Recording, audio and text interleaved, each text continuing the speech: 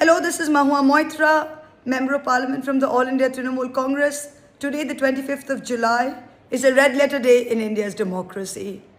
It is a day in which the young of this country, the Gen Z, as they like to call themselves, the youth, the brave, the courageous, the unafraid, have managed to do what none of us have been able to do in the past 12 years, which is bring this fascist, arrogant government to its knees and show them that the real power still lies with the people of India. It doesn't lie with Narendra Modi.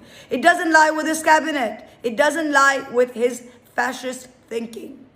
It doesn't lie with Delhi police. It doesn't lie with the central armed police forces. It lies with the people of India. And when the young people of India chose to exercise their power, everybody has to bend. So this is fantastic. Thank you, thank you, thank you for sticking it out, for showing such courage. This is only the beginning. A few of the demands have been met. Narendra Pradhan has resigned. The families of the 20 NEET victims who have committed suicide are to be compensated. No action is to be taken against the protesters who were protesting on the streets, and especially on the 20th of July. No FIRs which had been done have to be taken back. But most important, what remains? We have documented with the help of photographs, videos from all independent journalists, cases of police brutality and excessive force usage on the March day on the 20th of July. And we are going to court on this. A lot of lawyers and a full team of us are working with this. About 30 FIRs have been filed. But please understand, we need to be able to name and recognize these officers. We've got names of about 30 of them, but a lot of them had removed their badges, in which case, if their faces are visible, we need help because we need to file FIRs.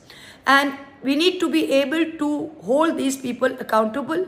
Just because they're in the police force doesn't mean that they have the right to take off their tags and to beat up and trash young kids brutally who are innocent and not violent. That is not the law of the land.